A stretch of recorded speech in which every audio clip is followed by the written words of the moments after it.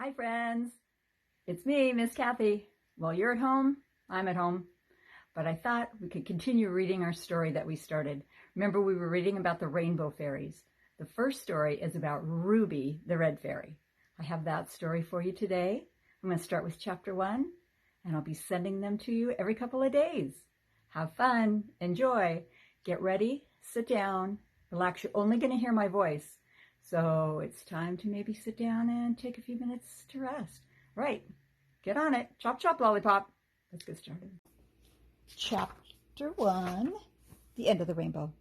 "Look, Dad," said Rachel Walker. She pointed across the blue-green sea at the rocky island ahead of them. The ferry was sailing towards it, dipping in and out of the rolling waves. "Is that Rainspell Island?" she asked. Her dad nodded. "Yes, it is," he said, smiling. "Our vacation is about to begin." The waves slapped against the side of the ferry as it bobbed in and out of the water. Rachel felt her heart thump with excitement.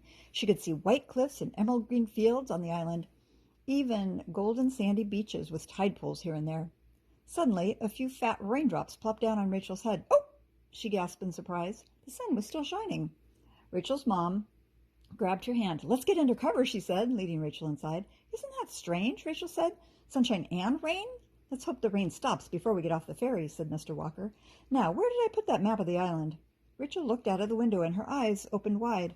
A girl was standing alone on the deck. Her dark hair was wet with raindrops, but she didn't even seem to care. She just stared up at the sky.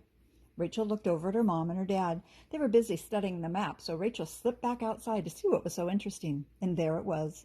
In the blue sky high above them was the most amazing rainbow that Rachel had ever seen. One end of the rainbow stretched far out to sea, and the other seemed to fall somewhere on Rainspell Island.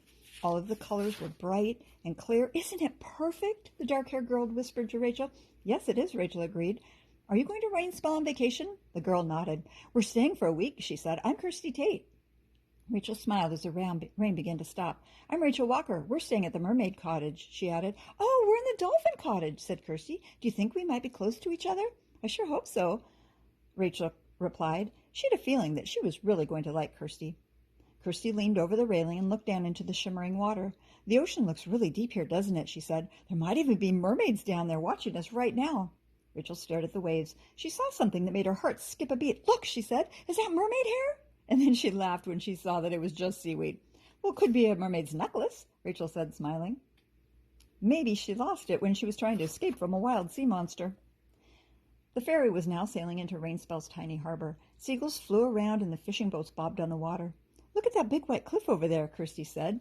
She pointed it out to Rachel. "It looks like a giant's face, doesn't it?" Rachel looked and nodded. Kirsty seemed to see magic everywhere. "There you are, Rachel," called Mrs. Walker. Rachel turned around and saw her mother and father coming on the deck. "We'll be getting off the ferry in a few minutes," Mrs. Walker said. "Mom, Dad, this is Kirsty," Rachel said. "She's staying at the Dolphin Cottage." "Oh, that's right next door to ours," said Mr. Walker. "I remember seeing it on the map." Rachel and Kirsty looked at each other and smiled. I'd better go and find my mom and dad," said Kirsty. She looked around. "Oh, there they are." Kirsty's mom and dad came over to say hello to the Walkers, and then the ferry docked and everyone began to leave the boat. "Our cottages are on the other side of the harbor," said Rachel's dad, looking at the map. "That's not too far." Mermaid Cottage and Dolphin Cottage were right next to the beach. Rachel loved her bedroom, which was high up in the attic. From the window, she could see the waves rolling onto the sand. A shout from outside made Rachel look down, and it was Kirsty. She was standing under the window, waving. "Let's go and explore the beach," Kirsty called. Rachel dashed outside to join her. Piles of seaweed lay on the sand, and there were tiny pink and white shells sprinkled everywhere. "I love it here already," Rachel shouted happily above the noise of the seagull. "Me too," said Kirsty, and she pointed up at the sky. "Look, the rainbow's still there." Rachel looked up. The rainbow glowed brightly along the fluffy white clouds. "Have you heard the story about the pot of gold at the end of the rainbow?" Kirsty asked. Rachel nodded. "Yeah, but that's just a fairy tale," she said. Kirsty grinned. "Maybe, but let's go see if we can find out for ourselves." "Okay," Rachel agreed. "And then maybe we can explore the island at the same time." They rushed back to tell their parents where they were going, and then Rachel and Kirsty set off along the road behind the cottages. It led away from the beach, across green fields, and towards a small stretch of woods.